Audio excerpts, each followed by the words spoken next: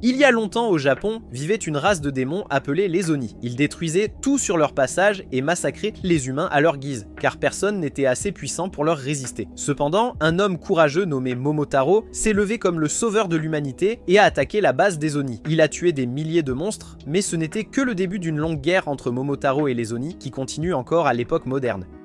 L'histoire commence avec un jeune enfant démon nommé Shiki, qui est sauvé par un membre de l'organisation Momotaro nommé Tsuyoshi. Son camarade le prévient que cette décision transformera tout en cauchemar. Cependant, Tsuyoshi regarde l'enfant dans ses bras et se convainc que sauver le garçon est la bonne chose à faire. Les années passent et cet enfant grandit pour devenir un délinquant bon à rien nommé Shiki, qui se fait même expulser du lycée pour avoir trop souvent bagarré. Shiki fait semblant de ne pas s'en soucier en parlant au téléphone avec un ami, mais son père adoptif, Tsuyoshi, écoute et fait irruption dans sa chambre. Il le frappe à la tête de colère pour avoir été encore une fois expulsé, et essaie de le frapper une deuxième fois, mais Shiki esquive et saute sur son lit. Après s'être calmé, son père interroge Shiki sur les armes qu'il garde dans sa chambre, tout en lui rappelant qu'ils tiennent un magasin de spiritueux, pas une armurerie. Il avertit Shiki de changer avant de ruiner son avenir, mais Shiki rétorque en disant qu'il est heureux qu'il ne soit pas lié par le sang et admet qu'il ne veut jamais être comme lui. Ces mots ont profondément blessé son père, mais avant qu'il puisse répondre, le téléphone du magasin d'alcool commence à sonner, alors Tsuyoshi part pour répondre. L'autre personne au téléphone passe une grosse commande de bière, alors il la prépare instantanément et part la livrer, tandis que Shiki reste derrière et regrette d'avoir été adopté par un type fauché.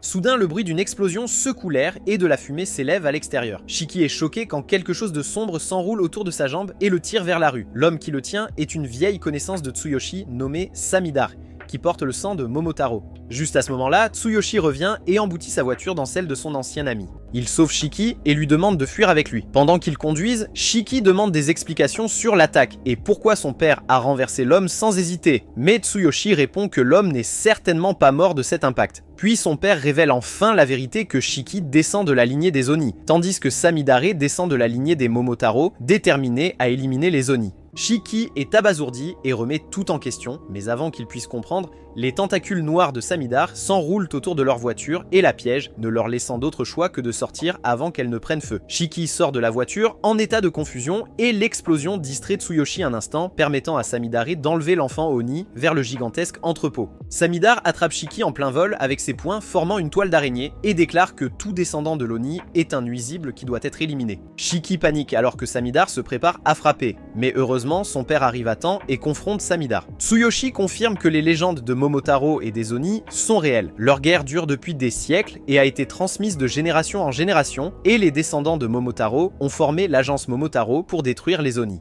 Shiki ne croit pas un mot, mais son père lui dit de se taire et lui ordonne de rester en arrière.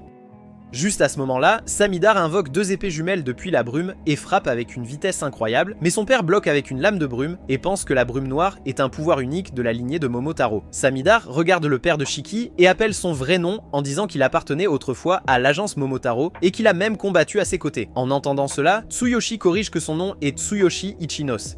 Samidare explique que peu importe combien Tsuyoshi change son nom ou essaie d'enterrer le passé, son identité d'ex-Momotaro ne peut être effacée. Il rappelle à Tsuyoshi que le jour où il a choisi de sauver un enfant démon, il avait déjà accepté sa peine de mort. Le combat s'intensifie alors que les deux hommes échangent des coups puissants. Tsuyoshi arrête chaque coup des épées jumelles et contre-attaque sans cesse avec une grande habileté, mais son ennemi est tout aussi implacable. Samidare ne peut comprendre pourquoi son ancien chef sacrifierait tant juste pour protéger quelqu'un avec du sang de démon. Tsuyoshi réagit avec fureur et lance une attaque, mais il utilise soudainement une capacité rapide, semblable à la téléportation, pour esquiver. Il délivre ensuite deux coups mortels qui abattent Tsuyoshi et le laissent saigner sur le sol. Shiki crie alors que Samidare se tourne vers lui pour terminer le combat. Juste avant qu'il ne l'atteigne, Tsuyoshi utilise ses dernières forces pour attraper la jambe de Samidare et refuse de le laisser toucher son fils. Samidare ne comprend pas pourquoi il prend tous ces risques pour un enfant Oni. Mais Tsuyoshi lui répond qu'un père n'a pas besoin de logique pour protéger son fils. Tsuyoshi sait que Shiki pourrait ne rien valoir et accepte qu'il ait du sang Oni, mais il sait aussi que son fils n'a jamais fait de mal à personne. Il remet en question le sens de la justice de Samidare et se demande s'il ne ressent vraiment aucune culpabilité à tuer un enfant innocent, mais l'homme refuse d'écouter.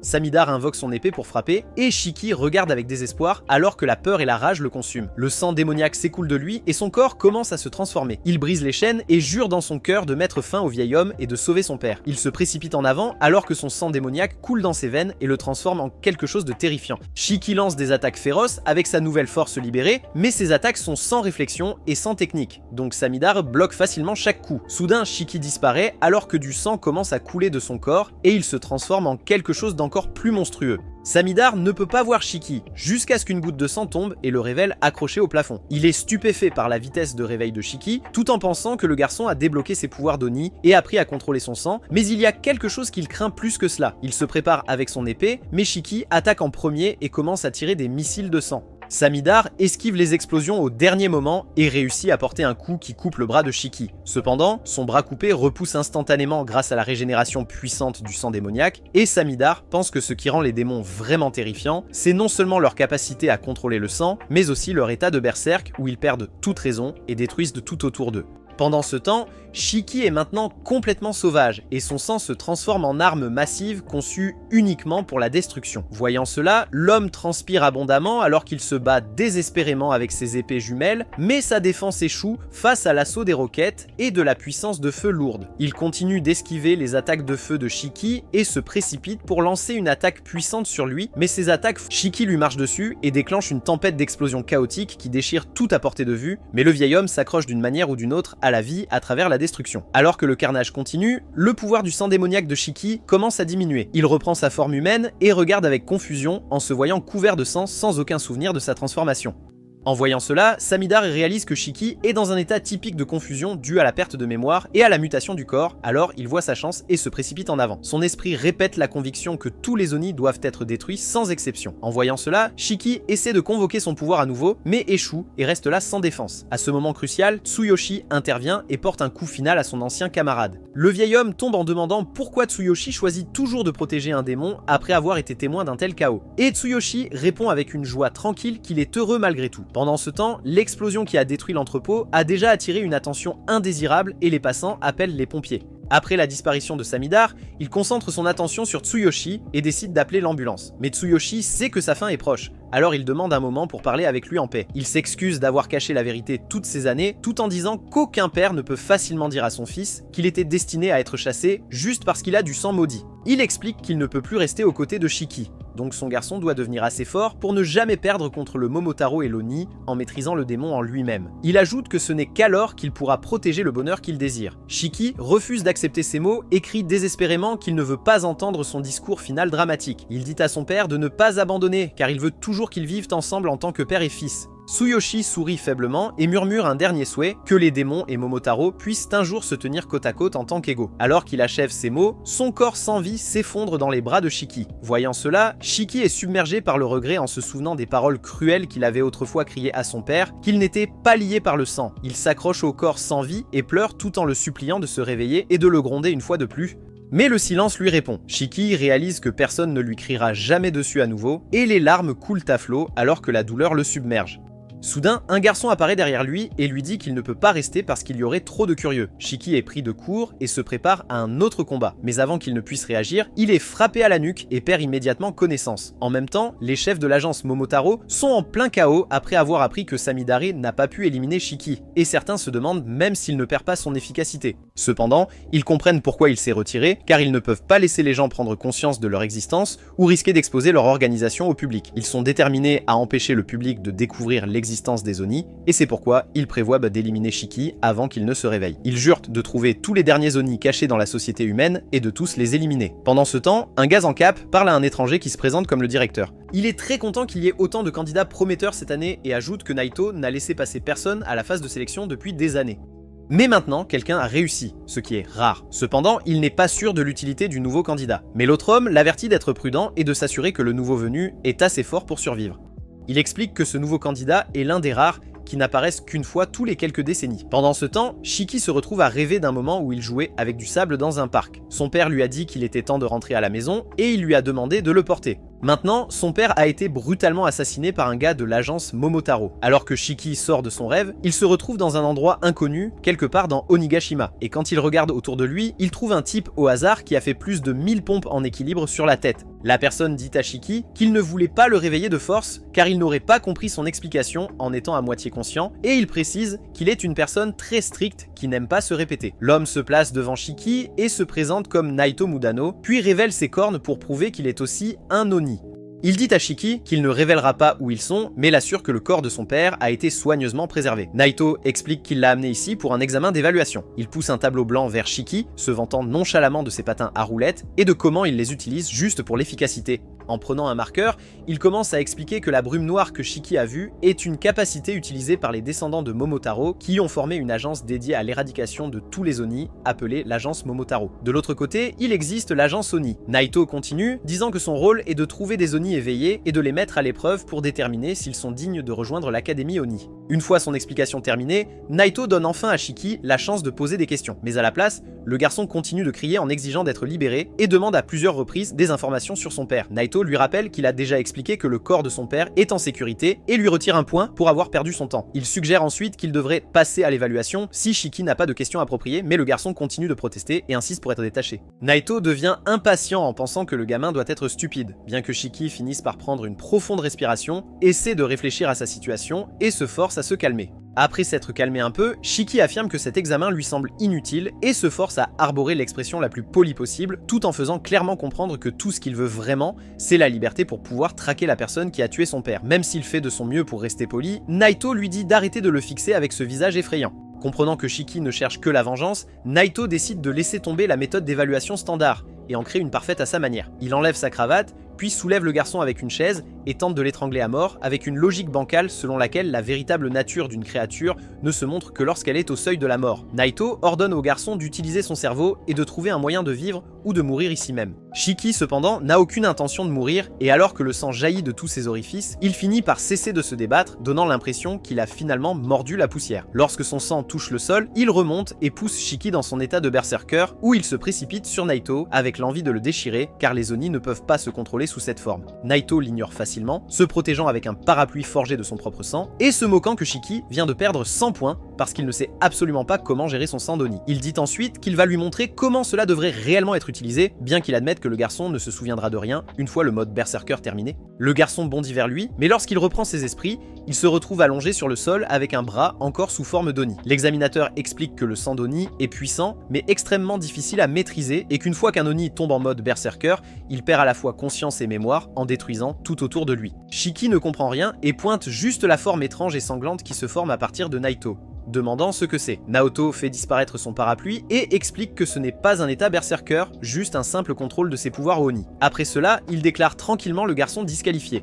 Mais Shiki est toujours là, sans comprendre ce qui vient de se passer. Il finit par réaliser que l'homme en face de lui est bien plus fort qu'il ne l'imaginait, et pour une fois, il ravale sa fierté, s'incline en bas en suppliant pour devenir son subordonné, afin de gagner la force de venger son père. Naoto le rejette, disant qu'il a perdu le contrôle et est devenu fou sans réfléchir, et explique qu'une personne comme ça ne peut pas être autorisée à semer le chaos, donc il va s'en débarrasser. Il reforge son parapluie, prêt à en finir, tandis que Shiki recule pour mettre de la distance entre eux avant de faire demi-tour et de foncer droit sur lui, traînant son poing sur le sol. Naoto forme des épines le long du parapluie et réfléchit à tous les différents mouvements possibles que le garçon pourrait essayer. Shiki opte pour la troisième option, sautant pour frapper par le haut, mais le surprend en utilisant son épine comme un tremplin pour sauter plus haut avant de transformer son bras en fusil à pompe et de le tirer directement sur Naoto. Naoto le prend d'abord pour un coup de chance, arrêtant l'attaque de Shiki avec un seul doigt, et remarquant que le garçon est coincé à mi-chemin entre le mode berserk et l'humain. Il appelle Shiki inutile, puis utilise sa compétence éclipse de sang, déluge de renaissance. Mais il n'attaque pas vraiment le garçon lorsqu'il le trouve en train de revenir à sa forme humaine et de se vanter de se maîtriser. Shiki s'effondre au sol, satisfait de sa petite victoire. Naoto trouve impressionnant que quelqu'un ait réussi à réprimer le mode berserk, et il est maintenant certain que ce ne peut pas être un coup de chance. Il demande curieusement comment Shiki a réussi, et le garçon bluffe en disant qu'il partagera son secret si Naoto l'accepte comme son subordonné. Il explique ensuite que lorsqu'il a vu Naoto façonner son sang en parapluie, il a pensé que puisque tous les deux sont des Oni, il pourrait être capable de copier ses compétences.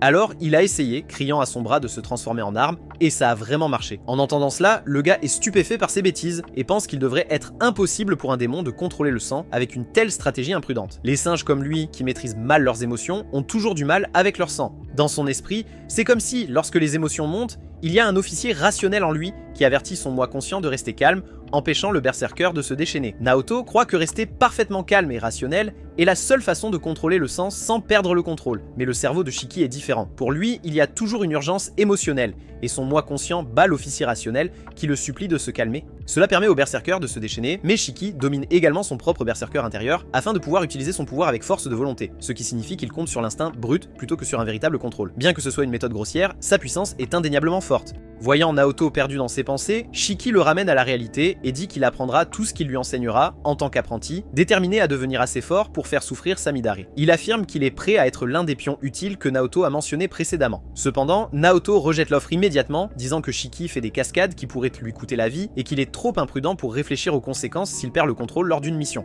Selon Naoto, un véritable démon devrait toujours préparer plusieurs plans de secours et Shiki n'est pas apte à être son apprenti s'il ne peut même pas faire cela. Déçu, Naoto manque de planter sa lance dans sa tête, disant qu'il n'a jamais pensé à le prendre comme apprenti. Mais finalement, il décide de faire de Shiki son élève parce qu'il a réussi de justesse le test. Alors que Shiki est encore confus, Naoto dit qu'il a seulement réussi parce qu'il pense qu'il est trop tôt pour dire s'il est un échec en ce moment. Après cela, il explique qu'il se trouve actuellement sur l'île d'Onigashima, où se trouve un endroit caché où l'Académie Oni a été construite. Contrairement à une école normale, cet endroit a été créé pour donner aux démons une formation intense afin qu'ils deviennent assez forts pour combattre l'agence Momotaro, mais ce qui étonne le cerveau de singe de Shiki, le fait qu'il est sur une île.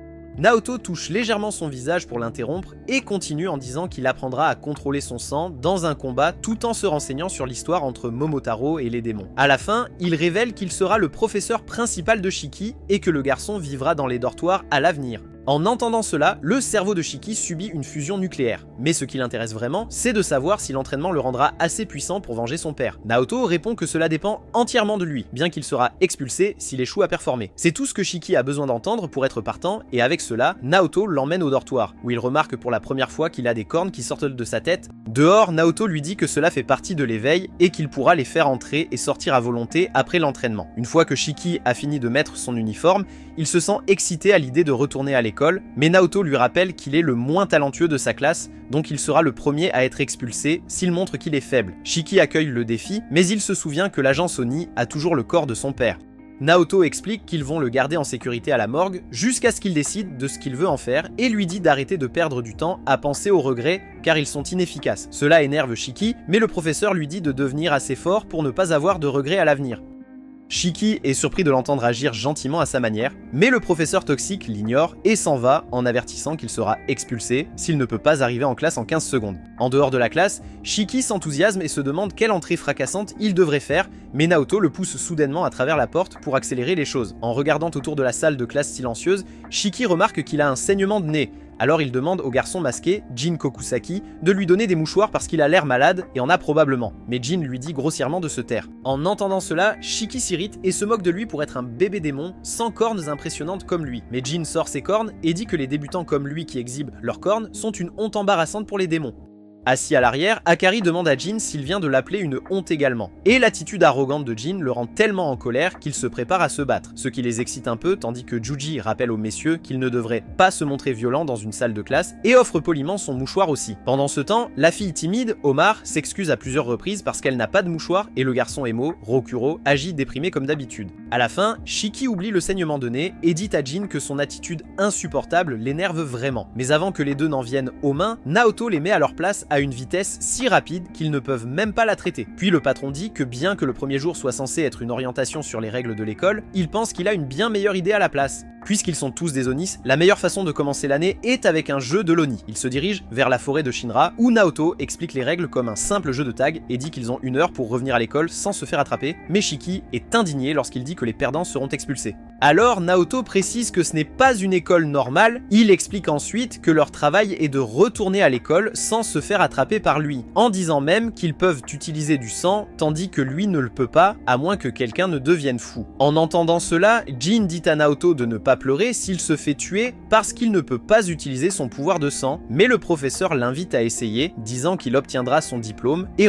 pourtant, il ne peut même pas penser à tuer son professeur, mais Naoto rappelle à tout le monde qu'ils sont venus à l'académie l'académie avec un objectif et qu'ils n'iront pas loin s'ils ne peuvent pas gérer ce qu'il leur lance. En dehors de revenir en moins d'1 heure sans se faire attraper par le professeur, Naoto ajoute une autre règle selon laquelle ils doivent également trouver des balles. En disant cela, le professeur en jette 2 dans la forêt. Il explique qu'atteindre l'objectif... Pour éviter que trop d'étudiants soient éliminés, l'enseignant les divise en 3 groupes. Il place Omar et Jin, avec notre garçon Shiki, dans le premier groupe, tandis que les deuxième et troisième groupes comprennent seulement 2 personnes chacun. Pour eux, le professeur enverra seulement une balle dans la forêt, s'assurant qu'au moins 3 étudiants soient expulsés de l'école aujourd'hui. En ouvrant la porte, il explique qu'ils seront autorisés à entrer dans la zone 15 minutes avant qu'ils ne les suivent. Et lorsqu'il demande s'il y a des questions, Shiki commence immédiatement à protester et à se plaindre qu'il ne peut pas faire équipe avec l'étrange masqué Jin, le professeur de la classe, lui donne calmement une autre option, qui est simplement de se faire expulser, ce qui fait taire immédiatement Shiki. Omar s'avance alors et se présente à Shiki, lui assurant qu'elle fera en sorte de ne pas gêner ses plans.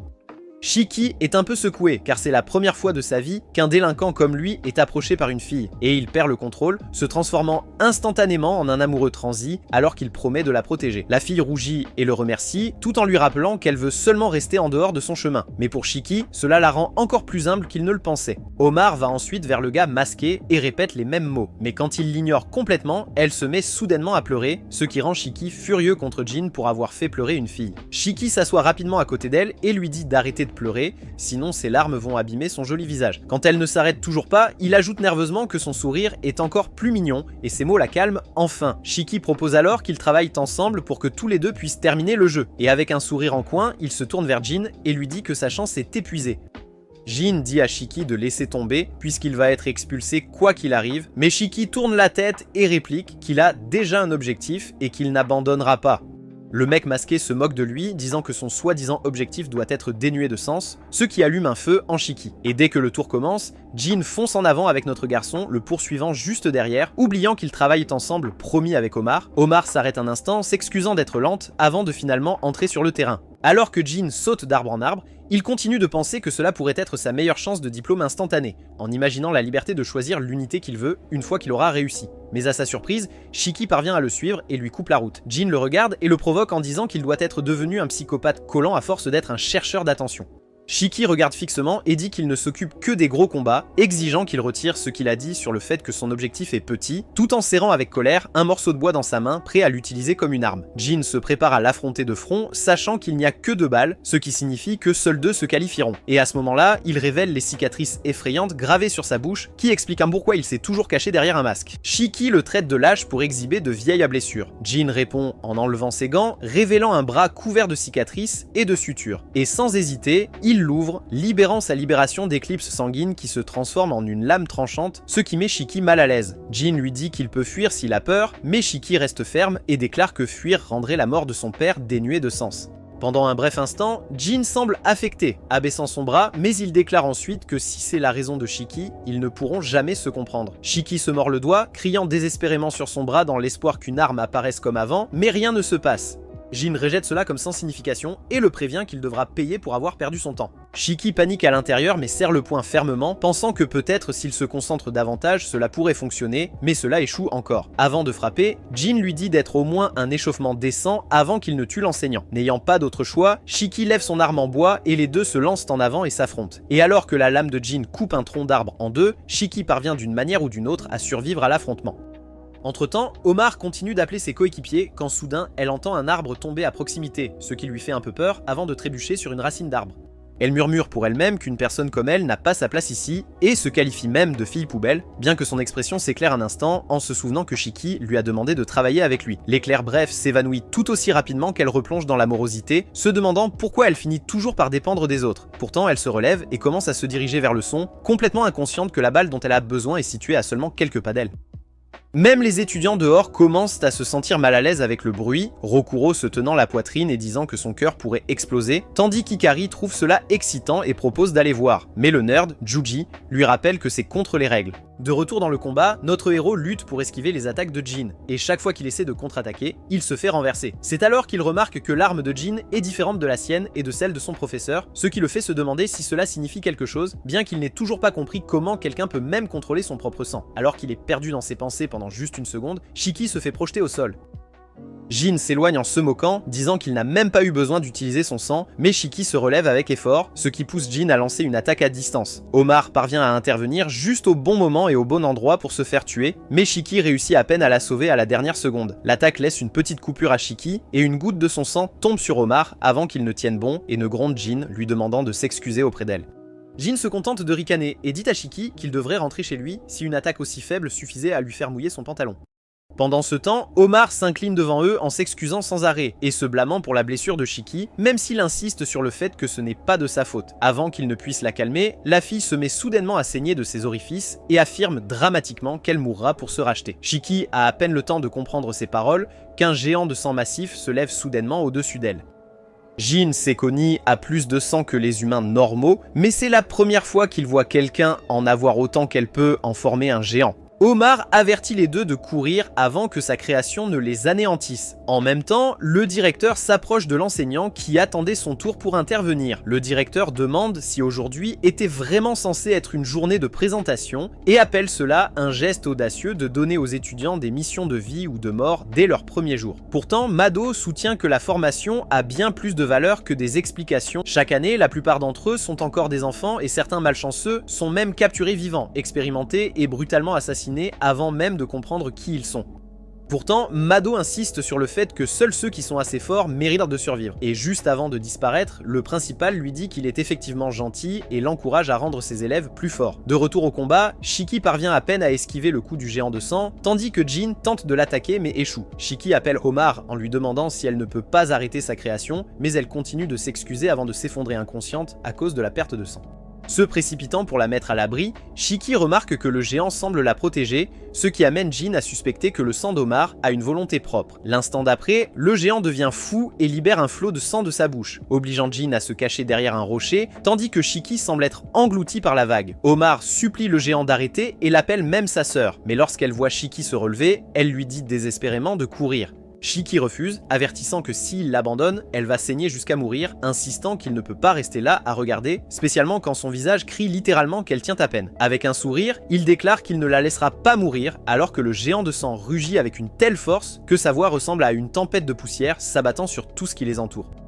Alors que Mahito observe de loin comment ses élèves ont réussi à vaincre l'éclipse de sang de Omar, Shiki essaie de répéter ce qu'il a fait contre lui en frottant sa main contre le sol, mais peu importe à quel point il se dépasse, rien ne se passe, et même l'enseignant murmure que la dernière fois n'était qu'un coup de chance sur 100 qui ne se reproduirait jamais, bien qu'il lui accorde le mérite d'avoir réussi la dernière fois. Le géant de sang frappe le garçon et déchire même le sol pour lui lancer des pierres, faisant comprendre à Shiki à quel point il est pathétique. Humilié par sa propre faiblesse, il éclate en sanglots et Jin lui dit froidement de partir si tout ce qu'il prévoit de faire est de pleurer. Jin se prend alors au sérieux, cette fois en formant des armes avec ses deux bras. Le professeur note avec intérêt que la capacité de Jin à créer deux armes différentes montre un niveau de contrôle impressionnant, ce qui est la preuve de sa grande expérience. Le sang d'un Oni prend forme en tant que reflet de leur nature intérieure, un signal projeté directement par le cerveau. Et tandis que certains, comme Omar, manifestent leur traumatisme, d'autres montrent leur préférence. Au fil du temps, la capacité de former sa propre arme distincte à partir de sang est devenue connue sous le nom de libération de l'éclipse sanglante. Jin met toute sa force pour essayer de couper le cou du géant, mais la bête parvient à se protéger. Pendant ce temps, Shiki continue de crier à sa main de créer quelque chose jusqu'à ce qu'il réalise enfin que chaque Oni a une arme unique qui lui est propre. Juste au moment où Mahito envisage d'intervenir, Shiki crie soudain « Libération de l'éclipse de sang » et forme un fusil à partir de son sang. Au moment où il apparaît, il ressent une vague d'excitation, comme si l'arme était une extension de son propre corps. Et d'un seul coup, il détruit entièrement le géant de sang, laissant Jin et Mahito sous le choc.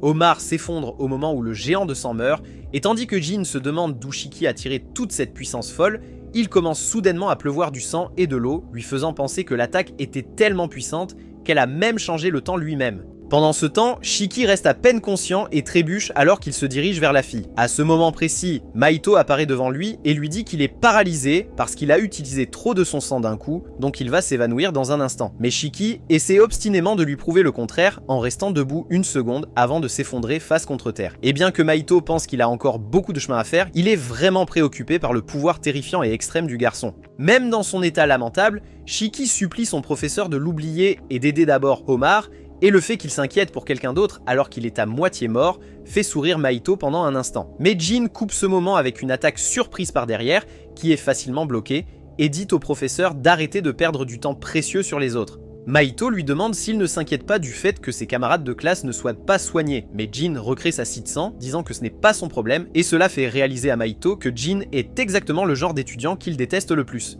En entendant cela, Jin confirme encore une fois qu'il pourra vraiment obtenir son diplôme et intégrer l'équipe qu'il souhaite s'il peut le battre, et Mahito l'assure qu'il n'a pas besoin de ses pouvoirs sanguinaires non plus. Alors, le garçon masqué se précipite avec colère pour le trancher plusieurs fois, mais Mahito se moque de lui, disant que sa scie pathétique ne pourrait pas couper en 1 million d'années. Jin se retire et revient avec une nouvelle approche, mais Mahito montre l'une des fonctions spéciales de l'ombrelle tactique, qui diffuse un écran de fumée pour confondre la cible, bien qu'il n'y ait pas de poison pour garder les choses équitables. Cherchant une ouverture, Jin pense qu'il peut simplement couper le professeur arrogant dès qu'il s'approche, mais 3 tirs à son bras le prennent complètement par surprise, le forçant à se mettre à l'abri derrière un arbre. Accroupi à côté de l'arbre, Mahito lui donne une leçon qu'il doit simplement garder ses distances, puisque Jin est spécialisé dans le combat rapproché et que les balles ne sont que des balles en caoutchouc, donc elles ne le blesseront pas, bien qu'elles fassent très mal, surtout parce qu'il vise toujours les points faibles. Jin n'est pas vraiment surpris d'entendre cela, car il a aussi d'autres astuces prêtes. Le garçon masqué sort de sa cachette et lance des lames volantes sur Mahito, mais le professeur les esquive sans effort, tout en changeant à peine de position. Lorsqu'il saute soudainement dans les airs, Jin pense qu'il l'a coincé sans issue, mais la grenade que Mahito lance le fait paniquer, et il s'avère qu'il s'agit d'un autre écran de fumée. Après avoir atterri, Jin se prépare à contrer le moment où Mahito le vise à nouveau, mais le professeur apparaît soudainement par derrière, et le frappe sans pitié si fort que le garçon masqué s'envole dans les airs. Mahito le traite d'imbécile pour avoir supposé qu'un adversaire à distance attaquerait toujours de loin, et souligne qu'il était facile à piéger parce qu'il se repose trop sur son bras droit, lui disant d'arrêter de surestimer sa force.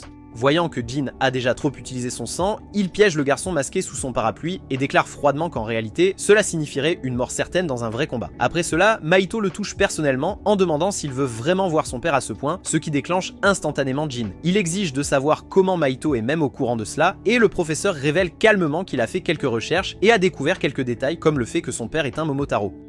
En entendant cela, Shiki est choqué et la mémoire de Jin revient à son père raté qui a ruiné sa vie et volé sa famille et tout ce qui lui était précieux. Les cicatrices sur son corps sont des rappels douloureux de sa haine pour son père et elles l'ont motivé à survivre dans la rue, mangeant des déchets juste pour vivre un jour de plus jusqu'à ce qu'il soit assez fort pour se venger de son père.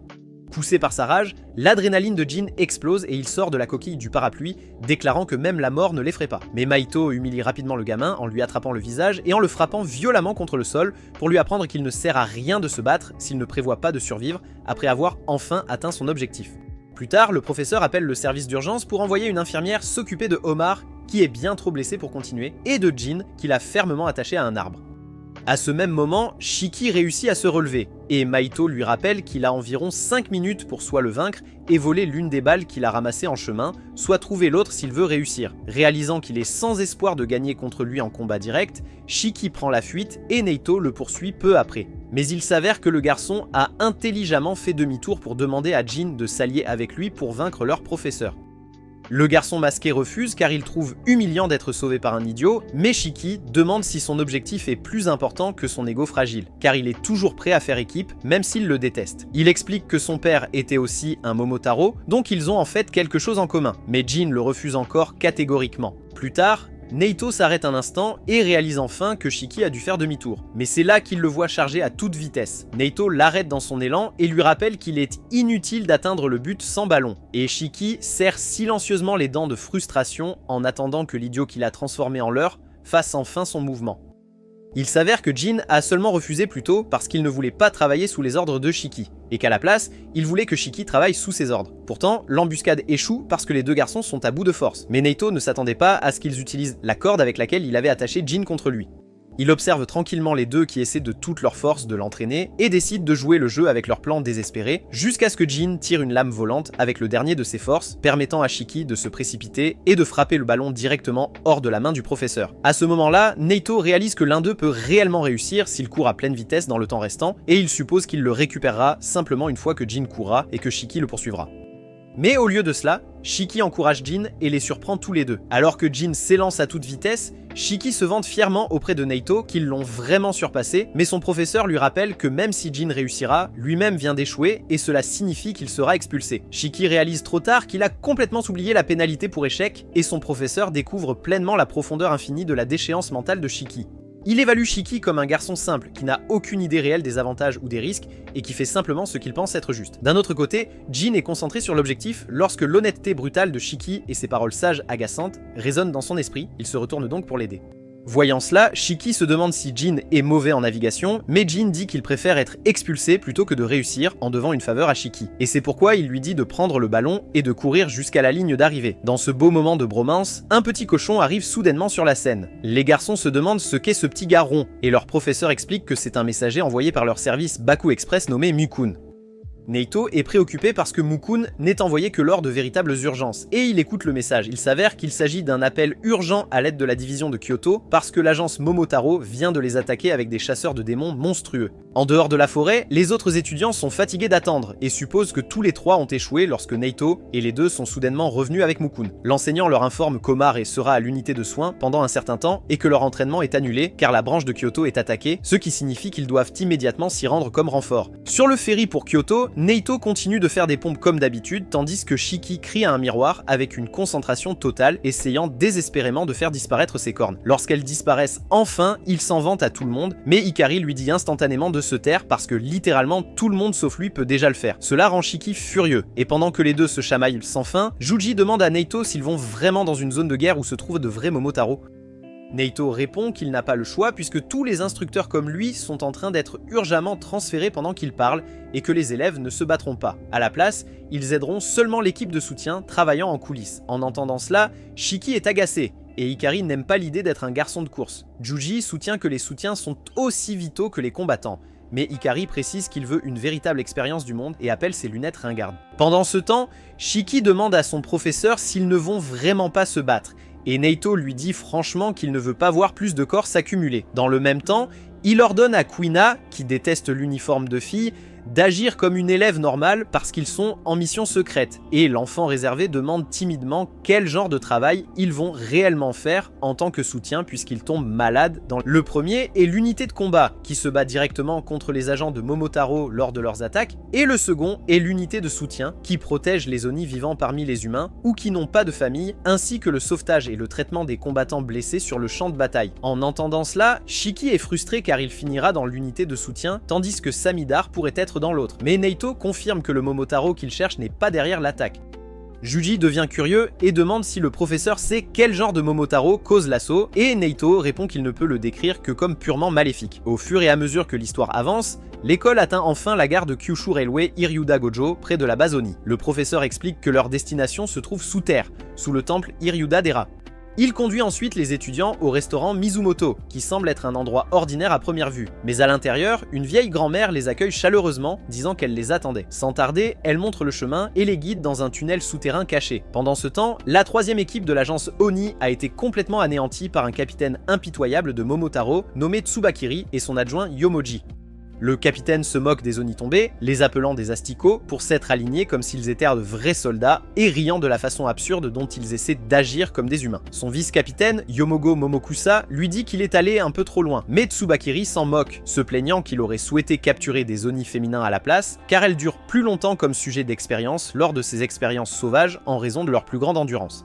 Yomogo exprime son dégoût pour ces expériences cruelles, en particulier le monstre anti-Oni qu'il a créé en mélangeant un chien, un singe et un faisan. Cependant, Tsubakiri insiste sur le fait que la créature est un spécimen précieux pour ses recherches, car il souligne sa loyauté et le fait qu'elle se nourrit uniquement d'Oni. Le capitaine semble clairement être un fou, car voir des Oni déclenche sa fascination et il devient obsédé par les armes qu'il crée.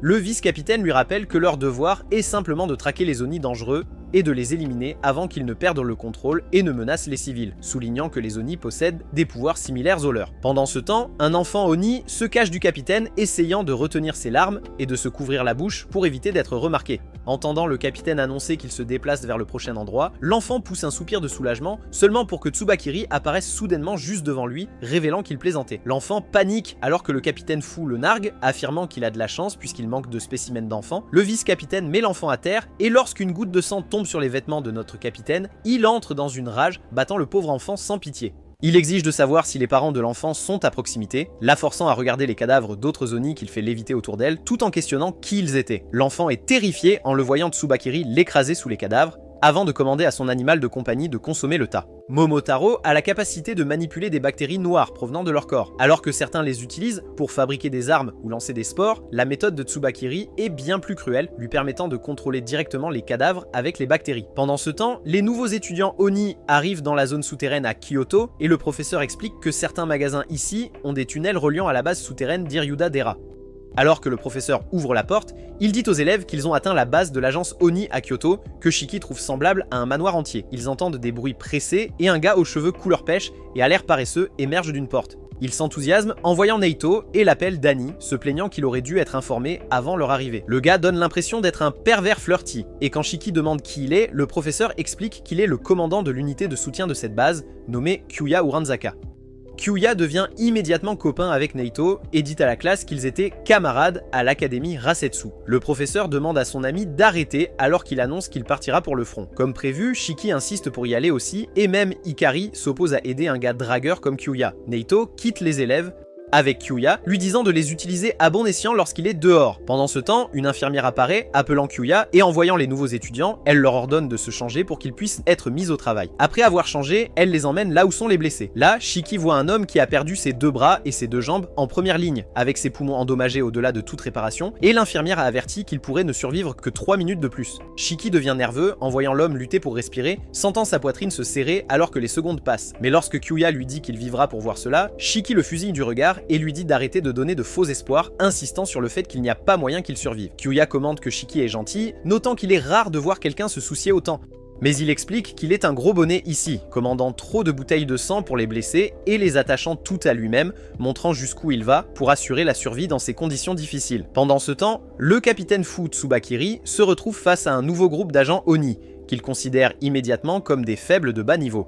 Les agents Oni commencent à paniquer en réalisant que leurs commandants et vice-commandants sont déjà à terre, jusqu'à ce que Meido entre en scène avec son éclipse de sang, redonnant espoir à la foule. Il lance une attaque de bienvenue au capitaine Fu, mais Tsubakiri utilise facilement les cadavres éparpillés comme bouclier de chair, avant de se tourner pour saluer Meido en lui demandant ce qu'il fait à Kyoto. Il dit que c'est impoli d'être surpris par une attaque et demande si Meido sait où les Oni de Kyoto se rassemblent récemment. Tsubakiri affirme que tout ce qu'il a à faire est de détruire l'endroit et le problème des Oni là-bas sera résolu. Meido répond calmement qu'il n'en a aucune idée, mais sait qu'il ne peut pas prendre les menaces ou les intuitions à la légère. Et il dit à Tsubakiri qu'il a un endroit parfait pour lui qui n'est autre que l'enfer. De retour à la base souterraine, Kyuya se prépare à utiliser ses pouvoirs d'Oni, tandis que Shiki se plaint que les bouteilles de sang devraient être attachées au patient plutôt qu'à lui. L'infirmière lui dit de se taire pendant que Kyuya demande au soldat s'il veut des jambes ou des bras, lui disant d'ouvrir la bouche une fois pour les jambes et 2 fois pour les bras. L'homme blessé l'ouvre 2 fois, signifiant qu'il a besoin de bras, et explique à peine qu'il veut tenir ses enfants. Kyuya le réconforte, lui disant de rester fort car il va endurer une douleur extrême.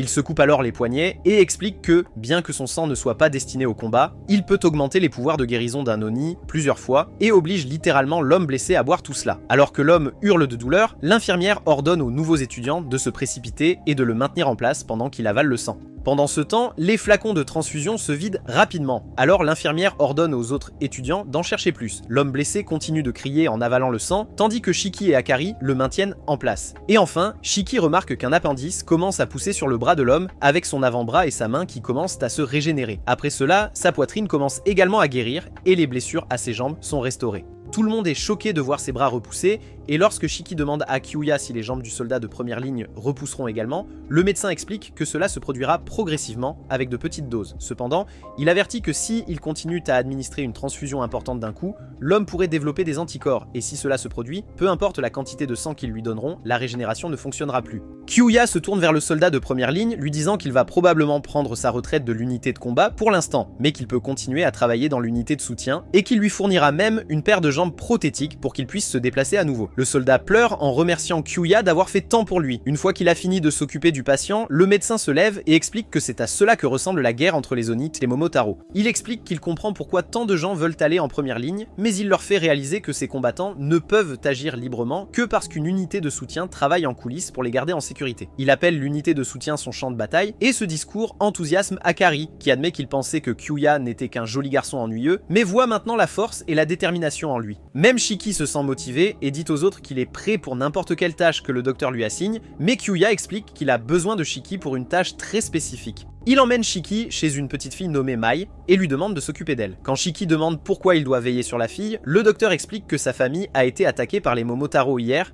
et que ses parents sont toujours portés disparus. Il ajoute que Shiki semble être une personne gentille, c'est pourquoi il a pensé que cette tâche lui conviendrait. Shiki s'assoit à côté de la fille et essaie de lui remonter le moral, parlant doucement pour la sortir de sa rêverie. Elle reste distante et ne répond pas jusqu'à ce qu'il lui demande si elle veut aller à Hiruda-dera, ce qui attire finalement son attention alors qu'elle demande ce que c'est. Shiki est surpris qu'elle n'en ait jamais entendu parler et explique que c'est mentionné partout dans les livres, seulement pour que la fille révèle qu'elle n'a jamais été à l'école. À ce moment-là, l'équipe de soutien apporte une pile de cadavres d'Oni collectés lors de leur patrouille. Et lorsque Mai se lève pour regarder, elle aperçoit sa mère et son père parmi eux. Elle se précipite et fond en larmes devant la scène. Pendant ce temps, alors que Meido se prépare à frapper le capitaine Fu, Tsubakiri se demande si son présent est arrivé en toute sécurité. Meido lui demande ce qu'il veut dire, et le capitaine Fu explique qu'il a laissé quelques cadavres d'Oni infectés par ces bactéries, s'attendant à ce qu'ils soient pris en charge. Lorsque le méchant révèle que les Oni ont amené ces cadavres dans leur base, et qu'il peut les contrôler à volonté, Meido ressent une vague d'inquiétude. De retour à la base, tandis que la petite fille pleure la perte de ses parents, le médecin dit qu'il transportera les corps restants et demande à Shiki s'il veut l'aider. Juste au moment où Tsubakiri utilise son talent de marionnettiste, le père de Mai se lève soudainement, et la jeune fille, ravie de le voir vivant, regarde avec horreur son comportement de zombie alors qu'il tente de l'étrangler à mort. Le médecin réalise rapidement qu'il s'agit de la capacité de Tsubakiri et dit immédiatement à Shiki de couvrir les yeux de la fille pendant que Kyuya enfonce des ustensiles dans le cerveau du père par ses oreilles, l'éliminant pour la deuxième fois. Le docteur Kyuya explique que détruire le cerveau est le seul moyen de l'arrêter, car simplement couper la tête ne fonctionnerait pas, et il s'excuse également auprès de Mai pour la souffrance qu'elle doit endurer à un si jeune âge. À ce moment-là, le médecin réalise soudain que tous les corps qui sont arrivés étaient infectés, alors qu'une paire de bras apparaît derrière Shiki. Mai crie en voyant sa propre mère étrangler Shiki juste devant elle, tandis qu'il la supplie de rester loin. Réalisant qu'il devra le faire aussi, Kyuya sort ses lames pour libérer la femme de sa misère, mais il est également retenu par les autres zombies. Alors que Mai pleure désespérément pour que sa mère s'arrête, Shiki perd presque connaissance à cause de la lutte. Dans les couloirs, l'un des sauveteurs qui se précipite pour transporter les corps sent quelqu'un lui tenir la main, et l'équipe découvre trop tard que les cadavres sont infectés. Les démons zombies se déchaînent et attaquent en chaque patient qu'ils voient dans l'unité de soutien. Pendant ce temps, Kyuya est choqué que Tsubakiri puisse contrôler autant de corps à la fois, et tandis que Shiki s'accroche à peine parce qu'il ne peut pas blesser la mère de Mai devant elle, mais ne cesse de crier à sa mère d'arrêter, et Kyuya l'exhorte à tenir jusqu'à son arrivée, mais les zombies l'immobilise de force. Voyant qu'il n'a pas d'autre choix, Shiki sort enfin le pistolet que son professeur lui a donné sur le ferry. Il était ravi de tenir une vraie arme à feu, contrairement au faux modèle dans sa chambre. Mais Mai l'avait averti qu'il ne devait l'utiliser qu'en cas d'urgence, car il ne pouvait toujours pas contrôler correctement son sang. Il explique que l'arme est chargée de balles enduites de son sang, ce qui les rend plus puissantes qu'une arme normale et qu'il doit l'utiliser avec prudence. De retour au présent, il serre Mai dans ses bras et lui dit de fermer les yeux avant de viser sa mère avec le pistolet et s'excuse en appuyant sur la gâchette. Après que le corps sans vie de la dame s'écrase lourdement sur le sol, Shiki prend un bref moment pour se remettre mentalement avant de descendre les zombies, retenant Kyuya. Puis il respire fort après avoir pris une vie pour la première fois et aide le médecin à se relever, et le médecin le charge de neutraliser les intrus dans le hall principal pendant qu'il sauve les patients car les supporters n'ont pas d'armes. D'un autre côté, Akari demande furieusement ce qui se passe et Rokuro a peur de mourir. Kwan fait également de son mieux pour abattre autant de zombies que possible, mais il se relève d'à chaque fois, laissant Jin confus quant à savoir s'il est même possible de les vaincre. Juste à ce moment-là, Shiki entre en courant et leur dit qu'il ne tombe définitivement que lorsque leur cerveau est endommagé. Dès qu'il entend cela, Jin utilise ses scies de sang sur les 3 cadavres devant lui et ils tombent comme des mouches. Alors que Kwan et Akari réalisent ce que Shiki voulait dire, Kyuya leur dit de donner la priorité au sauvetage des patients avant tout. En tirant sur les démons à gauche et à droite, Shiki trouve dégoûtant qu'il soit obligé d'en tuer autant, même si ce ne sont que des corps. Alors que Juji et Rokuro aident à escorter les blessés et qu'Akari les protège des zombies qui semblent sans fin, Shiki a une crise à chaque fois qu'il appuie sur la gâchette car chaque démon qu'il abat est précieux pour quelqu'un d'autre. Kyuya ordonne calmement aux secouristes de déplacer les patients pendant que Shiki les retient. Il se demande comment il peut dormir la nuit après avoir tiré des balles dans le cerveau de personnes innocentes.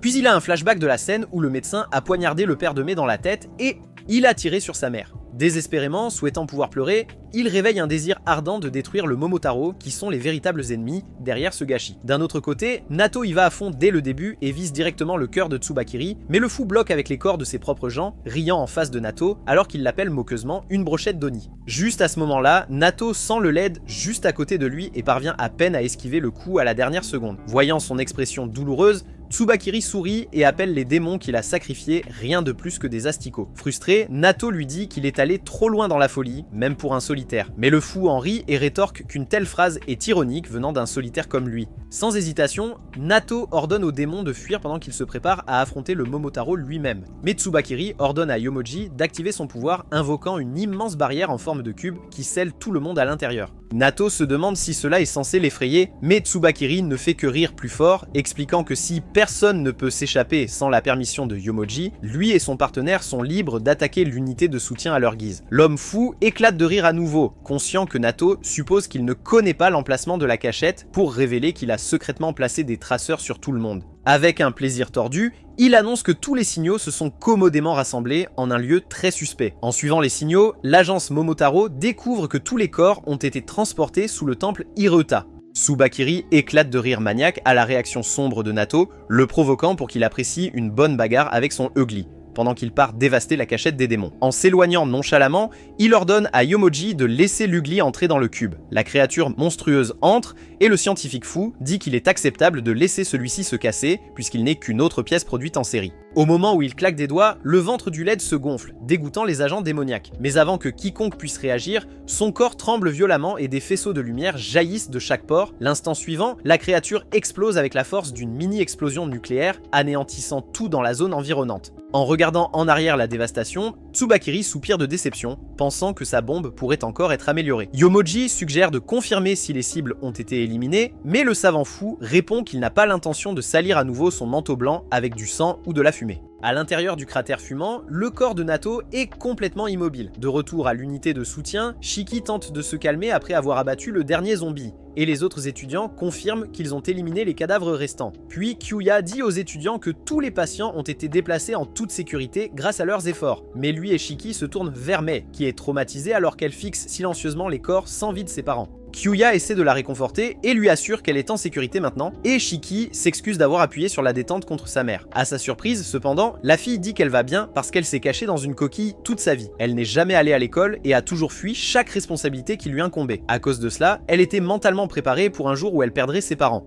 Alors, elle dit à Shiki de ne pas s'inquiéter pour elle du tout. En entendant cela, le garçon reste sans voix, stupéfait qu'une fille qui vient de voir la mort de ses parents lui dise de ne pas s'inquiéter pour elle. Frustré, il se souvient de lorsqu'il avait son âge et rêvait d'être un allié de la justice qui vaincrait le mal comme les super-héros à la télévision. Il croyait que les Momotaro étaient censés être des héros, mais les résultats de leurs actions sont tout sauf héroïques. À cet instant, il serre la petite fille dans ses bras et jure qu'il est prêt à devenir un méchant si c'est ce qu'il faut pour vaincre les faux héros. Tout le monde dans la pièce se tait alors qu'il promet de créer un monde où elle pourra sourire. Et ces mots sincères touchent discrètement le cœur de Mei. Plus tard, sous le temple d'Hireuta, le docteur marche à travers un immense tunnel souterrain pour lui montrer où les corps des démons déchus sont transportés avant d'être emmenés au site de crémation.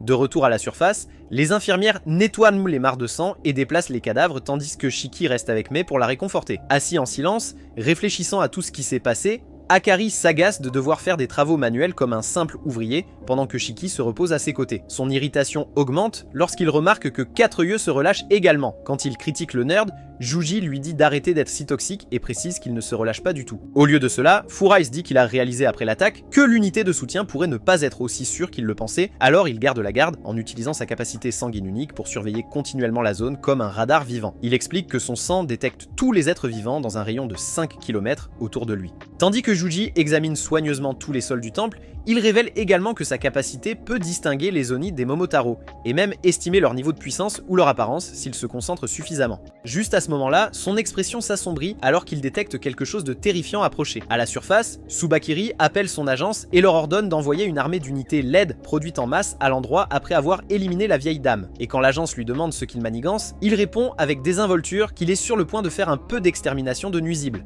Pendant que Yomoji analyse la taille de la planque, il demande également qu'on envoie le moche qu'il a réservé pour une occasion spéciale. Et avant de raccrocher, il leur demande de lui rappeler le nom de ce gamin démon qui a été classé comme une menace à haut risque pour l'agence lors de la dernière réunion des commandants. En fin de compte, il conclut qu'il doit y avoir quelque chose qui vaut la peine d'être protégé là-dessous si les Oni ont envoyé Neto lui-même. Avant d'entrer, Yomoji rapporte que le complexe souterrain est énorme et qu'elle n'a aucune idée du nombre de démons qui pourraient se cacher en dessous. Elle suggère donc d'inonder les tunnels avec du gaz toxique à la place. Tsubakiri admet que l'idée semble géniale, mais il a un sourire de pervers dès qu'il reçoit le nom de l'Oni à haut risque. À ce moment-là, ils changent le plan, disant qu'ils élimineront chaque démon un par un après avoir demandé leur nom, car il a besoin du garçon appelé Shiki Ichinos vivant. Quand Yomoji demande ce qui est si spécial chez cet enfant, le scientifique fou dit qu'il est différent des autres démons, ce qui en fait un sujet d'essai bien plus fascinant à ses yeux. Pendant ce temps, la petite Mai pense à ses parents. Un jour, alors qu'elle se promenait dans le noir, sa mère est venue lui demander si elle voulait sortir et jouer. Elle s'est réjouie lorsque sa mère l'a emmenée dans un parc où Mai a cueilli une fleur et l'a donnée joyeusement à sa mère, qui l'a adorée. Elle avait autrefois une belle famille, qui la suivait partout où elle allait, s'inquiétait pour elle et la caressait doucement, mais tout cela a été emporté par les Momotaros. Alors que les corps morts de ses parents sont emportés, la pauvre fille les appelle et éclate en larmes. Pendant ce temps, Jin est avec Kyuya, qui joue le rôle de guide touristique, lui montrant leur installation souterraine. Alors qu'ils entrent dans le tunnel, Kyuya affirme qu'il vaut mieux retourner et commencer à transporter les corps des défunts. Jin s'arrête sur place et, lorsque le docteur lui demande ce qui ne va pas, il demande carrément si ces cadavres vont être incinérés en cendres dans le crématorium. Kyuya explique calmement qu'une fois la guerre commencée, d'innombrables personnes y finissent et qu'ils ne peuvent pas sauver tout le monde, c'est la raison pour laquelle cet endroit existe même. Après avoir révélé ces dures vérités du monde, Kyuya lui dit de ne pas trop s'inquiéter. Tant qu'il est là, il ne le laissera pas mourir aussi facilement. Une fois qu'il confirme que Jin n'a pas d'autres questions, le médecin demande nonchalamment s'il a trouvé une petite amie, mais Jin l'ignore complètement et s'éloigne. Alors que Kyuya le suit, il sent soudainement une aura sombre derrière lui. Mais avant qu'il ne puisse se retourner pour voir clairement, il se fait poignarder proprement près de l'abdomen. Le capitaine fou se plaint à Kyuya d'avoir bougé à la dernière seconde car sinon sa lame aurait percé le cœur parfaitement. Jin active instantanément son éclipse de sang, sachant que cet ennemi n'est pas un simple adversaire. Mais juste à ce moment-là, Yomoji apparaît, essayant de le prendre par surprise. Heureusement, le docteur tire Jin de côté à temps pour que seule son arme soit fondue par le vice-capitaine. L'arme se régénère rapidement, mais la piqûre aiguë de celle-ci obscurcit ses pensées. Kyuya dit à Jin d'informer Shiki et les autres que Tsubakiri est arrivé et de guider les patients dehors. Jin demande ce que le docteur prévoit de faire, et Kyuya répond calmement qu'il va se débrouiller. En entendant cela, le garçon s'enfuit, déterminé à chercher de l'aide pour lui-même aussi. Tsubakiri demande au médecin s'il a terminé, puis ordonne à son capitaine qui commence immédiatement à former un mur de bactéries en déclarant qu'elle a scellé toute la zone souterraine. Le médecin passe rapidement en revue ses options dans sa tête, pensant à qui pourrait éventuellement les aider à se battre ici, puisque les renforts sont hors de question. Il réalise qu'il ne s'en sortira peut-être pas vivant. À ce moment-là, le capitaine demande s'il connaît Shiki Ichinos. La question le rend mal à l'aise, mais il refuse de répondre. À la place, il sort une seringue de son manteau contenant du poison dérivé d'une plante appelée aconite, capable de provoquer une insuffisance respiratoire et un effondrement des organes. Kyuya sourit, mais avant qu'il ne puisse même bouger un muscle, le savant fou lui tranche la gorge et le sang jaillit de la plaie comme une fontaine.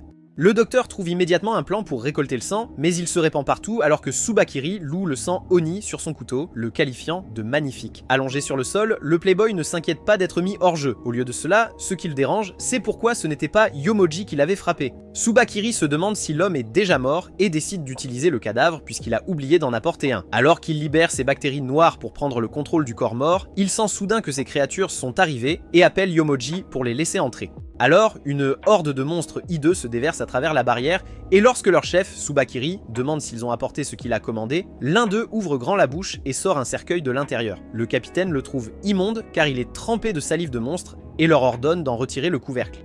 Pendant ce temps, Jin se précipite vers la base et ouvre rapidement la porte, mais tout ce qu'il peut trouver à l'intérieur est du sang éclaboussé partout sans personne autour. Il regarde autour de lui pour essayer de comprendre où tout le monde est allé et réalise bientôt qu'ils se sont tous rassemblés dans une seule pièce. Shiki explique que la recherche d'ennemis de Yuseru avait déjà détecté quelques Momotaro arrivant, c'est pourquoi ils se sont dépêchés d'évacuer tous les patients à la surface. Cependant, pendant qu'ils étaient à la tâche, une soudaine brume noire a scellé toutes les voies de sortie, les laissant sans échappatoire. Heureusement, tous les patients ont réussi à s'échapper, mais eux, avec plusieurs supporters dont Mei, n'ont pas pu arriver à temps et ont été laissés derrière. Ikari propose qu'ils se séparent et cherchent une autre issue, mais l'infirmière en chef explique qu'elle a déjà vérifié toutes les sorties et qu'elles sont toutes bloquées. Shiki demande ensuite à Jin des informations sur le médecin extravagant, mais avant que Jin puisse le lui dire, le monstre repoussant fait irruption et fonce vers son supporter, le dévorant vivant. Tous les supporters paniquent et se dispersent.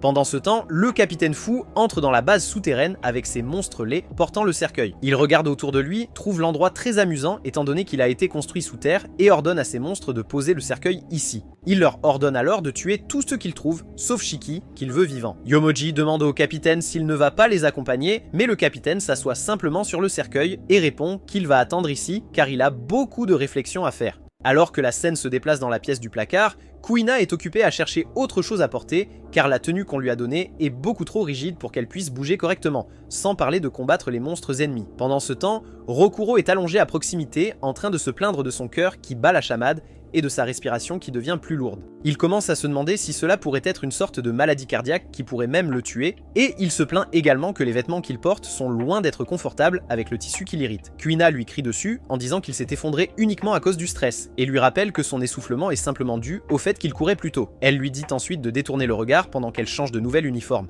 Voyant son énergie, Rokuro rétorque que les personnes en bonne santé sont toujours trop optimistes tandis que lui-même ne pourrait jamais penser comme elle. En chemin, il est tombé sur une publication en ligne au hasard et a cliqué dessus, lisant que des gens tombaient malades à cet endroit, ce qui l'a rendu encore plus inquiet à l'idée de tomber malade lui aussi. Après cela, il commence à se plaindre d'un mal de tête et d'un stress qui augmente encore plus. Kuina dit au gars d'arrêter de se stresser pour tout, car elle en a déjà assez de ses bêtises. Juste à ce moment-là, elle entend quelqu'un dehors et réalise qu'ils n'ont pas d'autre choix que de se battre. En entendant cela, le pauvre Rokuro malade commence à paniquer en disant qu'il ne peut pas se battre tout en étant anxieux et la supplie de faire quelque chose. Kuina demande alors au gars s'il est vraiment inutile tout seul et lui dit de se dépêcher et de se cacher dans un placard. Rokuro demande si cela irait et elle commence soudain à agir comme une femme mauvaise et diabolique en lui demandant s'il n'a qu'elle sur qui compter. Quand il admet oui, elle lui dit qu'il n'a rien à faire car elle a tout prévu et lui dit juste de se cacher. Juste au moment où le monstre défonce le mur et est sur le point d'entrer, la dame ne peut s'empêcher de savourer sa victoire. Pendant ce temps, Rokuro panique en espérant désespérément qu'elle le sauve d'une manière ou d'une autre. Le monstre entre et lui demande en fait, si elle est Shiki Ichinose, la prendre pour un garçon. Rokuro est effrayé en entendant le monstre parler. Et quand il réalise qu'elle n'est pas lui, il lance des attaques l'une après l'autre, toutes esquivées avec aisance comme une pro, tandis que Rokuro, incapable de supporter le bruit, s'évanouit simplement là dans le placard. La méchante dame décide enfin qu'il est temps d'arrêter de rester sur la défensive et dit au monstre d'arrêter de célébrer après avoir seulement percé un mur. Elle se mord le doigt et active son éclipse de sang, formant des gantelets autour de ses mains. Pendant ce temps, Jin se dépêche de retourner voir ce qui est arrivé au médecin flamboyant et s'il est toujours en vie. Yomoji cherche Shiki partout et Hikari rencontre un monstre qui ouvre la porte tranquillement au lieu de la défoncer. Le monstre demande à Hikari s'il est Shiki, ce qui rend Hikari furieux alors qu'il crie qu'il ne veut pas être comparé à un perdant. En même temps, Shiki essaie de trouver un endroit sûr pour Mei et la cache dans les buissons tout en surveillant les alentours pour voir si quelqu'un approche. De retour dans la pièce du placard, Hikari reprend lentement conscience. La première chose qu'il ressent est la panique, comme si son cœur s'était arrêté. Il se vérifie rapidement, s'assurant qu'il est toujours en vie et cherchant d'éventuels effets secondaires étranges. Ce qui le perturbe encore plus, c'est le silence dehors. Aucun son ne parvient à ses oreilles. Et cela le fait se demander si tout ce qu'il avait entendu auparavant n'était qu'une hallucination. Sinon, cela n'a aucun sens que les choses soient devenues si mauvaises qu'il ait fini par se cacher dans un placard. Il prend une longue respiration, essayant de se calmer, et se convainc que peut-être il a tout imaginé et s'est retrouvé ici tout seul. Lorsqu'il ouvre la porte du placard, son soulagement s'évanouit car un monstre le regarde droit dans les yeux. Rokuro se fige en essayant de se calmer et prie pour que la créature l'ignore. À sa surprise, le monstre se détourne et se dirige vers Kuina. Il baisse la tête près d'elle comme si elle le contrôlait, et elle écrase son visage avec un coup de poing. Elle continue de le frapper avec joie, et la vue terrifie encore plus Rokuro. La compétence de la dame s'appelle Gemme, et si le sang de Kuina coûte à un ennemi au-delà d'une certaine limite, elle peut les envoûter pour qu'ils perdent progressivement la volonté de se battre et soient réduits à des créatures sans esprit. Rokuro ne peut pas croire ce qu'il voit alors qu'il s'excite de la disparition du monstre. Et Kuina lui rappelle qu'elle lui avait dit qu'elle s'occuperait de lui. Elle a été si attentionnée qu'elle gâterait presque n'importe qui après les avoir protégés. Rokuro s'incline devant elle et promet de se souvenir de sa gentillesse pour le reste de sa vie tant qu'il n'a pas de trouble cérébral. Elle le met même sur le lit et lui dit que tout sera fini quand il se réveillera. Pendant ce temps, les monstres poursuivent une infirmière et la tuent sur le coup. De retour avec Rokuro, il arrive à une autre conclusion bizarre selon laquelle la femme méchante doit être en train de lui tendre un piège, ou peut-être qu'elle prévoit de l'utiliser comme appât pour que pendant que le monstre est occupé à le manger, elle puisse s'échapper. Juste à ce moment-là, un autre monstre trouve son chemin à l'intérieur. Et la femme se prépare à l'abattre aussi. Le monstre transforme un de ses bras en fouet et attaque Kuina. Mais elle esquive et dit à l'homme faible, caché dans le placard, de se cacher, pendant qu'il panique devant le bras tentaculaire effrayant qui ressemble à un énorme ver parasite. Kuina réalise que cette laideur est différente, mais elle refuse de laisser cela gâcher son moment de plaisir. Elle saute et active ses gantelets de sang en plein air pour écraser son visage. Mais le monstre esquive à la dernière seconde et perce son épaule si profondément qu'il y a un trou. Ensuite, il enroule ses bras avec les tentacules, la rendant incapable de bouger. Puis le monstre l'envoie se fracasser contre le toit avant de la balancer contre les murs et le sol, ce qui laisse Rokuro complètement horrifié. Comme si cela ne suffisait pas, il commence à lui piétiner le visage et cela fait réaliser à Rokuro que les choses deviennent vraiment trop graves. Il panique à l'idée de la voir mourir juste devant lui et pense qu'il devrait aider. Mais avec les coups de pied incessants de l'affreux, il préfère que quelqu'un d'autre la sauve car il se sent inutile même s'il intervient. À ce moment-là, il réalise qu'il a été désespéré pendant longtemps et se remémore le passé. Dans son village, il se souvient de Lulu, qui était son premier béguin et lui donnait un sentiment de sécurité. Lorsqu'elle le regardait, il a courageusement sauté d'une falaise dans le lac parce qu'elle lui faisait sentir que rien ne pouvait le blesser. Et il pouvait même être un héros si elle était avec lui.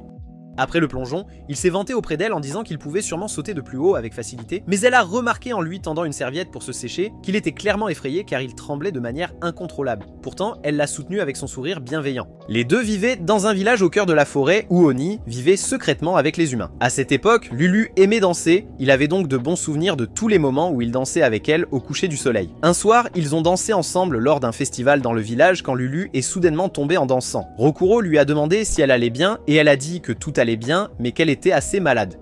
Comme le sang des Oni change complètement après qu'ils aient refait pousser leurs cornes, il devient chimiquement différent du sang humain, et cela a rendu impossible de l'emmener dans un hôpital humain. Il y avait un médecin Oni qui vivait à proximité, et Rokuro l'a soutenu chaque jour où elle était malade. Mais dès le lendemain, l'agence Momotaro a découvert le village et tué le seul médecin démon lors de leur raid. L'état de Lulu s'est aggravé avec le changement des saisons. Mais Rokuro a continué à la soutenir et a dit qu'il pouvait trouver un autre médecin en ville et lui a dit de lui faire confiance parce qu'il pouvait tout faire avec elle à ses côtés. En entendant cela, Lulu a souri et a dit à Rokuro qu'elle avait toujours pensé qu'il était cool et lui a dit de continuer à être cool avant de mourir. Rokuro a été complètement anéanti lorsqu'il l'a vu mourir juste devant lui. Il a perdu la fille qui lui faisait se sentir en sécurité et invincible.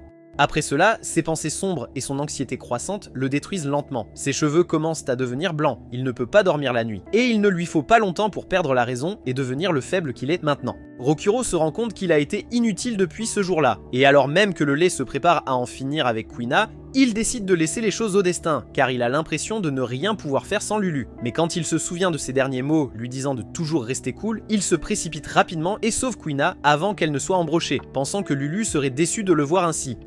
Après avoir vu à quel point Kuina s'est battue pour lui, Rokuro réalise qu'il ne peut pas affronter Lulu au paradis s'il reste ainsi. Il doit devenir si fort qu'il peut se vanter de la façon dont sa vie est géniale. Bien que son cœur batte comme un tambour, il se dit qu'il doit accomplir de grandes choses. Alors il ignore complètement sa peur et serre le poing. Il mord son pouce tandis que le monstre terrifiant le fixe et jure qu'il le vaincra même s'il n'a aucun espoir de gagner. Puis, du sang jaillit de son pouce et se transforme en Lulu qui lui sourit. Il lui demande de rester à ses côtés même s'il ressemble à un faible lâche. Et la fille s'enroule autour de lui et le serre par derrière. Alors qu'il la sent contre son dos, Rokuro réalise qu'il ne pourrait vraiment jamais le faire sans elle. Et lorsque le clone recouvre soudainement tout son corps, le sentiment constant de malheur disparaît enfin, permettant à Rokuro de se transformer en une version complètement différente de lui-même. Rokuro obtient maintenant un contrôle parfait sur son sang et son mode de danseur de cendre glacée, alors quand le lait fouette ses lanières vers lui, il s'élance et déclenche la danse des fleurs de cerisier mourante, une tempête de pétales déchirant chaque centimètre du corps du lait comme des lames. Avec un sourire confiant, il demande au monstre si cela lui a plu les pétales de fleurs et déclare qu'aucune force sur Terre ne peut l'arrêter maintenant. Il danse sans faute à travers les attaques du monstre car son corps se sent aussi léger qu'une fleur. Et sa panique a complètement disparu, tout cela parce que Lulu se tient à ses côtés. Danser comme ça fait ressentir Rokuro de la même manière que lorsqu'il a dansé avec elle au festival d'été. Et il se souvient que Lulu savait toujours qu'il avait peur, mais l'appelait quand même cool et fort malgré cela. Alors que le monstre balance sauvagement ses bras massifs, il danse autour et invoque plus de pétales autour de lui. Puis, avec un air confiant sur son visage, il avance pour effectuer quelques mouvements de danse traditionnels avant de trancher et déchiqueter brutalement chaque centimètre du corps du monstre avec son éventail. Il continue d'attaquer le monstre avec son éventail et ses lames jusqu'à ce qu'il ne reste que sa tête.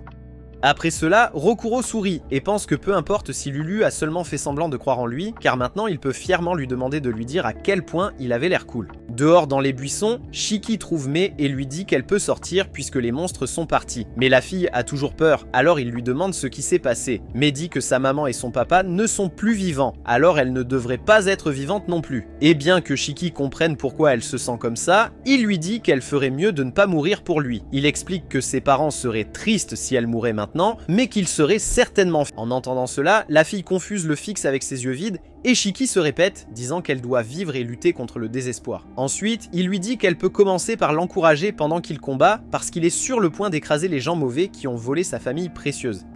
Avec ça dit, il lui dit de crier « Tu peux le faire » aussi fort qu'elle peut quand elle est prête à combattre le désespoir. Après cela, il lui conseille de rester caché un moment pour que les agents de Momotaro ne la trouvent pas, puis il s'éloigne. En voyant cela, elle lui dit de ne pas y aller parce qu'il va perdre, et qu'il est impossible de battre les méchants. Mais Shiki répond qu'il n'y a aucun moyen qu'il perde parce qu'il sait qu'il ne peut pas se permettre de perdre. Mais est stupéfaite lorsqu'il déclare avec confiance que sa nouvelle devise dans la vie est de ne jamais abandonner, peu importe à quel point les choses deviennent difficiles.